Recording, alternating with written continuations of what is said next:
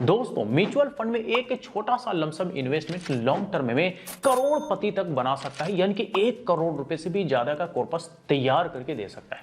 कैसे? चलिए एक छोटा सा कैलकुलेशन देखते हैं और समझते हैं। मात्र 5.5 लाख रुपए का एक लमसम अमाउंट लेते हैं और देखेंगे कि कितने साल में 1 करोड़ रुपए का कॉर्पस बना करके दे सकता है, यानी कि करोड़पति कितने साल में बना सकता है। चलिए डिटेल में कैलकुलेशन देखते हैं और समझते हैं। तो कैलकुलेशन के लिए हमारा एक्सेल शीट रेडी है। आप यहां पर देख सकते हैं कि लमसम अमाउंट हमने 5.5 लाख रुपए का लिया हुआ है। रिटर्न हम मिनिमम 14% लेकर के चलेंगे। मिलने के लिए ज्यादा भी मिल सकता है, कम भी मिल सकता है। हो सकता है आप में से कुछ लोग ऐतराज करें कि भाई आज के डेट में तो भाई 4% मिलना मुश्किल है, 14 कहां से मिल जाएगा। तो हम इसका प्रूफ भी आगे देखेंगे। ड्यूरेशन हम देखने वाले हैं कि कितने साल में 1 करोड़ रुपए का कॉर्पस बन सकता है, तो वो हम यहां पे अपडेट करेंगे देखने के बाद। इन्फ्लेशन हम 5% लेकर के चलेंगे और देखेंगे कि फ्यूचर वैल्यू क्या रहने वाला है इन्फ्लेशन एडजस्टमेंट करने के बाद और कितना गुना इन्फ्लेशन बढ़ने वाला है। सबसे पहले साल का कैलकुलेशन देखते हैं। 5.5 लाख रुपए का वन टाइम इन्वेस्टमेंट यानी कि लमसम इन्वेस्टमेंट म्यूचुअल फंड में किया गया। रिटर्न पहले साल बनता है 77,000 रुपए, यानी कि टोटल रिटर्न एक साल में बना 77,000 रुपए। टोटल फंड एक साल में तैयार हो गया 6,27,000 रुपए, यानी कि 1.1 गुना हमारे पैसे एक साल में यहां पे बनता दिख रहा है। लेकिन इन्फ्लेशन एडजस्टमेंट करने के बाद वैल्यू आप देखेंगे तो लगभग 6 लाख रुपए यहां पे रहता दिख रहा है, यानी कि 1.05 गुना महंगाई एक साल में बढ़ता दिख रहा है। अब आइए पांचवा साल देखते हैं। तो पांचवा साल जो वन टाइम का इन्वेस्टमेंट किया गया था उस पर रिटर्न बनता है पांचवें साल 1,30,050 रुपए। टोटल रिटर्न 5 साल में बनता है 5,08,979 रुपए। टोटल फंड 5 साल में तैयार हो जाता है लगभग 10.5 लाख रुपए, यानी कि 2 गुना हमारे पैसे यहां पे 5 साल में बनता दिख रहा है। लेकिन इन्फ्लेशन एडजस्टमेंट करने के बाद वैल्यू आप देखेंगे 5 इयर्स लेटर तो 8,33,842 रुपए रह जाता है, यानी कि 1.27 टाइम्स इन्फ्लेशन 5 इयर्स में बढ़ता है। अब आइए 10वें साल देखते हैं। तो वन टाइम का जो इन्वेस्टमेंट किया गया था उस पर रिटर्न 10वें साल बनता है 2.5 लाख रुपए लगभग। टोटल रिटर्न बनता है 10 साल में लगभग 15 लाख रुपए, यानी कि इन्वेस्टमेंट के मुकाबले हम कह सकते हैं कि 2.5 गुना से भी ज्यादा हमारा सिर्फ और सिर्फ 10 साल में रिटर्न बनता है। टोटल कॉर्पस की बात करें तो 10 साल में बनता है 20.5 लाख रुपए लगभग, यानी कि 3.5 गुना से भी ज्यादा हमारा यहां पे टोटल कॉर्पस 10 साल में बनता दिख रहा है इन्वेस्टमेंट के मुकाबले। अगर इन्फ्लेशन एडजस्टमेंट करने के बाद 10 साल बाद वैल्यू देखेंगे तो लगभग 12.5 लाख रुपए रह जाता है टोटल फंड का, यानी कि 1.62 गुना इन्फ्लेशन 10 साल में बढ़ता दिख रहा है।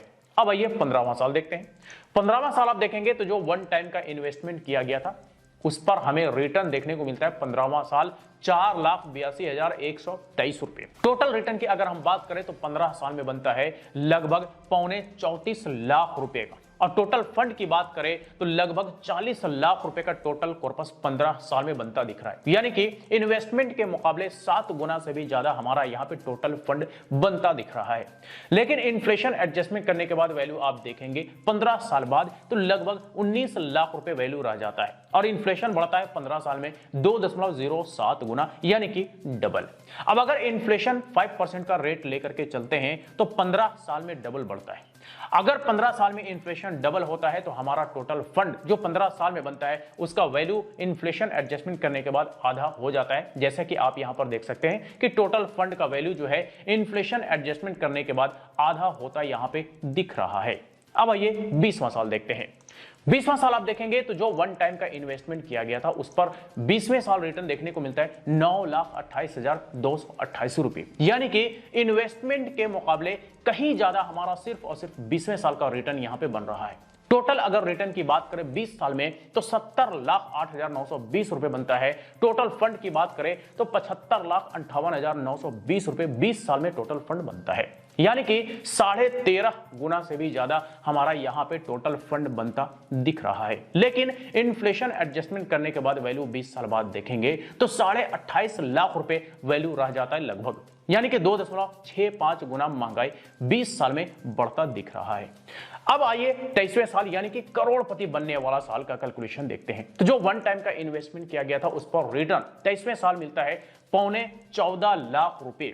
टोटल अगर रिटर्न की बात करें 23 साल में तो 1,06,48,872 रुपए बनता है, यानी कि 1 करोड़ रुपए से भी ज्यादा सिर्फ और सिर्फ 23 साल में हमारा रिटर्न बनता है, यहां पे दिख रहा है। अगर टोटल कॉर्पस यानी कि टोटल फंड की बात करें तो 23 साल में 1,11,98,872 रुपए बन जाता है 23 साल में टोटल फंड यानी कि टोटल कॉर्पस, यानी कि लगभग 20.5 गुना हमारे इन्वेस्टमेंट के मुकाबले यहां पे टोटल कॉर्पस बनता दिख रहा है 23 साल में।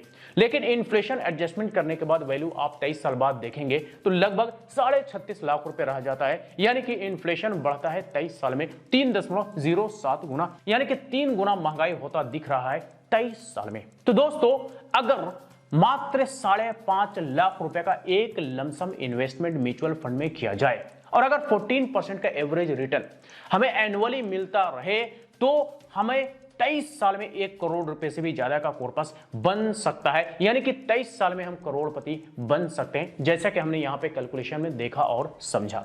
अगर एवरेज रिटर्न 14% से ज्यादा मिल जाए तब तो 23 साल से और कम समय में करोड़पति बन सकते हैं, और अगर एवरेज रिटर्न 14% से कम मिल जाए एवरेज, तो फिर हमारा जो करोड़पति बनने का समय है वो 23 साल से ज्यादा भी लग सकता है। ये डिपेंड करेगा कि एवरेज रिटर्न हमें 14% वाकई मिलता है या नहीं मिलता है, या कम मिलता है या ज्यादा मिलता है। इस पर निर्भर करेगा कि 23 साल में बनेंगे या 25 साल में बनेंगे या 20 साल में बनेंगे।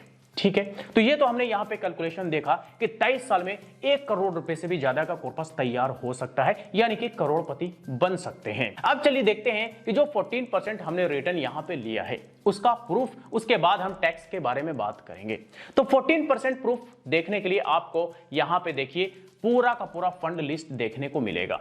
ये पूरा म्यूचुअल फंड का लिस्ट है। यहां पर आपको कैटेगरी देखने को मिलेगा, यहां पर इन सारे फंड्स का लास्ट 5 इयर्स का रिटर्न देखने को मिलेगा, यहां पर आपको लास्ट 10 इयर्स का रिटर्न देखने को मिलेगा। अब ये जो है हम यहां पे लास्ट 10 इयर्स के रिटर्न को ही जो है लोवेस्ट टू हाईएस्ट में फिल्टर अप्लाई कर देते हैं। तो अब आप देखिए ये हाईलाइटेड सेक्शन। अब ये जो दरअसल जो फंड्स आप देख रहे हैं, दरअसल ये कोई रिकमेंडेशन वगैरह नहीं है, आप अपना इन्वेस्टमेंट अपने रिसर्च के आधार पर करें, बेहतर होगा।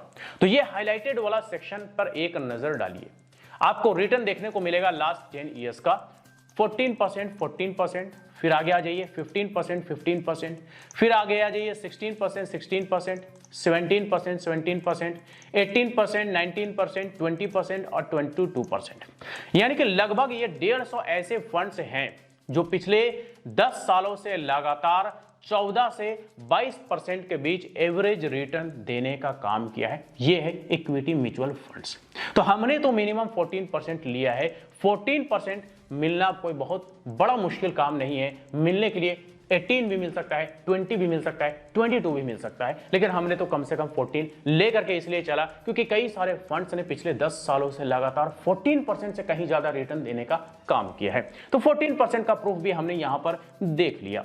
अब चलिए बात करते हैं कि ये जो हमारा टोटल फंड 1 करोड़ रुपए से भी ज्यादा 23 साल में बनता है, दरअसल ये हमारा इन हैंड अमाउंट नहीं होता, बल्कि इसमें से कुछ कटौती होता है और कटौती होने के बाद हमारा इन हैंड अमाउंट बनता है। तो सबसे पहले तो आप ये समझ लीजिए कि ये जो टोटल फंड है, टोटल फंड पे पूरा टैक्स नहीं लगता, बल्कि टैक्स जो लगता है वो सिर्फ और सिर्फ कैपिटल गेन पे लगता है। तो कैपिटल गेन जो है वो रिटर्न अमाउंट को कहते हैं, यानी कि प्रॉफिट अमाउंट को कहते हैं। चलिए हम इसको एक कैलकुलेशन से समझ लेते हैं। हम यहां पे टोटल फंड अमाउंट ले लेते हैं, ठीक है, ये हमने ले लिया। अब इसमें हम यहां पे इन्वेस्टमेंट अमाउंट भी ले लेंगे। इन्वेस्टमेंट अमाउंट था हमारा टोटल 5.5 लाख रुपए, ये भी हमने ले लिया। अब टोटल फंड में से इन्वेस्टमेंट अमाउंट जैसे ही हम माइनस करेंगे, हमारा रिटर्न अमाउंट निकल करके आ जाएगा, जो कि आप यहां पर देख सकते हैं। ये टोटल जो रिटर्न अमाउंट हमारा 23 साल में बन रहा है, दरअसल इसी पर हमें टैक्स देना होगा, यानी कि कटौती वगैरह जो होगा वो सिर्फ और सिर्फ कैपिटल गेन पे, यानी कि रिटर्न अमाउंट यानी कि प्रॉफिट अमाउंट पर ही होगा। इसके अलावा हमारे इन्वेस्टमेंट अमाउंट में से कोई कटौती वगैरह नहीं होता है। अब चलिए टैक्स के बारे में बात कर लेते हैं कि चूंकि ये जो हमने यहां पे 23 साल तक का कैलकुलेशन देखा है, ये लॉन्ग टर्म का इन्वेस्टमेंट इन कैलकुलेशन है, तो इस पर LTCG टैक्स लगेगा 12.5% का। तो चलिए थोड़ा सा टैक्स के बारे में डिटेल में जान लेते हैं।